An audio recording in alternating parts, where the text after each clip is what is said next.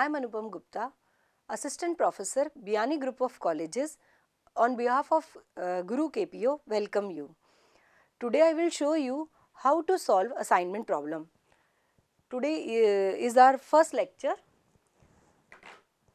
Minimization case.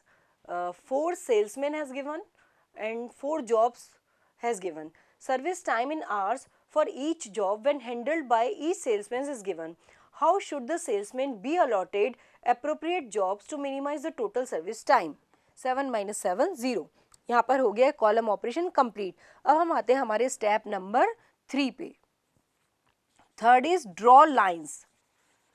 Draw lines. Now we have to draw lines to cover all the zeros. अब हमें lines इस तरह से draw करनी है कि मिनिमम लाइन में, मिनिमम नंबर ऑफ लाइंस में मैक्सिमम हमारे जीरो कवर हो जाएं. तो देखिए ये फर्स्ट लाइन में 3 जीरो कवर हो रहे हैं और इस लाइन में भी हमारा 3 जीरो कवर हो रहे हैं. कोई सी भी लाइन आप ड्रॉ कर सकते हैं. मैं ये लाइन ड्रॉ कर देती हूँ. एक लाइन, सारे जीरो कवर हो गए.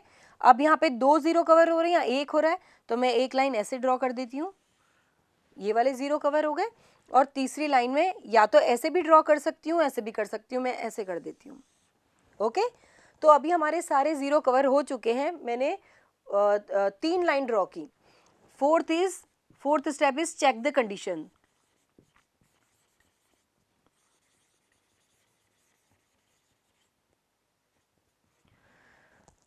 First is row operation, second is column operation, third is draw lines. 3 line draw की है हमने. Fourth is check the condition. Condition check करते हैं कि number of order of the matrix is equal to number of lines. Order of matrix कितना है? 1 2 3 4 1 2 3 4. 4x4 की matrix है, तो number of order of the matrix is 4 and number of lines कितनी है? 1 2 3. तो number of order of the matrix is not equal to number of lines. यहाँ number of order है 4 जबकि लाइन है 3. तो हम इसे फर्दर करेंगे आगे. टू फुलफिल द कंडीशन हमारा नेक्स्ट स्टेप होगा स्टेप नंबर 5.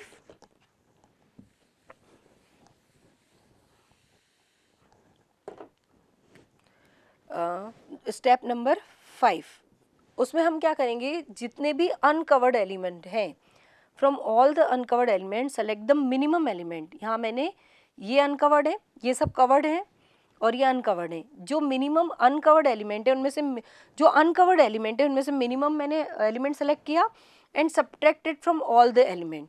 और जो इंटरसेक्शन पॉइंट है, ये एक तो ये इंटरसेक्शन पॉइंट है, एक ये इंटरसेक्शन पॉइंट है जब 2 लाइनें क्रॉस करती है, that is intersection point. Intersection point पर हमने जो सेलेक्ट किया एनिमल उसे ऐड कर देंगे. 2 इंटरसेक्शन पॉइंट है हमारे, तो यहाँ पर हम उसे ऊपर बना लेंगे.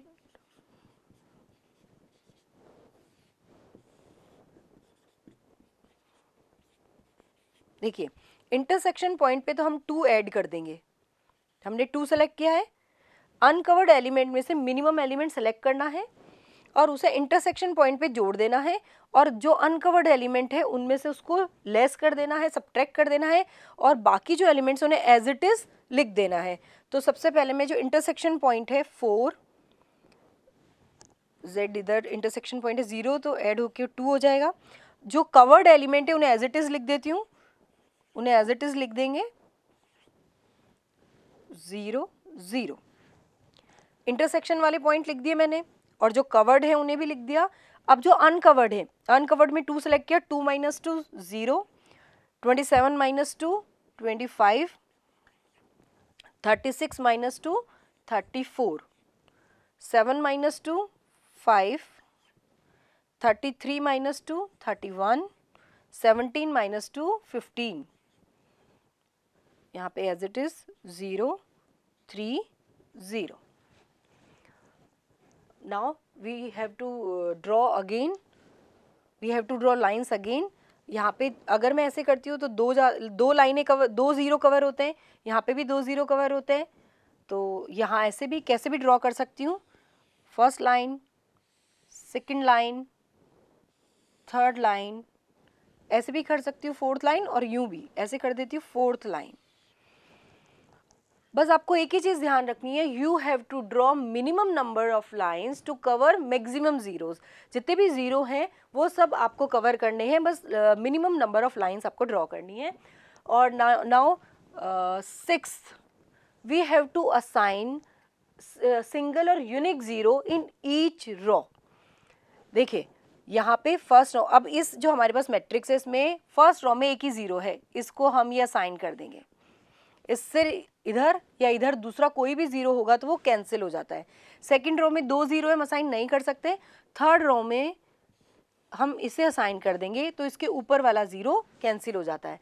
इसके साइड में भी कोई ज़ीरो तो कैंसिल, ऊपर भी कोई ज़ीरो है तो कैंसिल हो जाता है।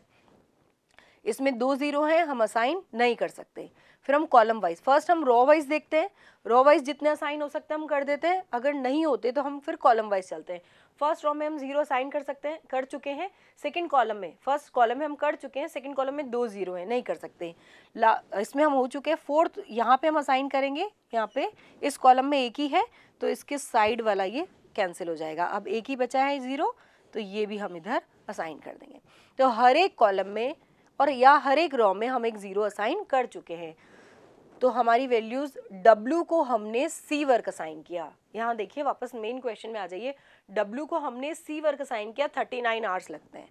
W को हमने असाइन किया, C को हमने C सेल्समैन को हमने असाइन किया है W वर्क, C सेल्समैन को असाइन किया W वर्क, तो लगेंगे 39 आवर्स।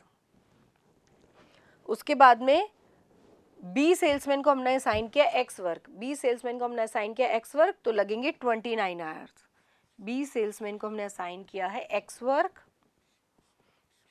ये है ना ये वाला इधर 29 आवर्स, 39, 29, 27 और लास्ट इज 52। बी को हमने एक्स वर्क असाइन किया, 29 आवर्स लगेंगे। सी को हमने y असाइन किया है, सी को हमने y वर्क असाइन किया, 27 आवर्स। और डी को हमने z 52 आवर्स।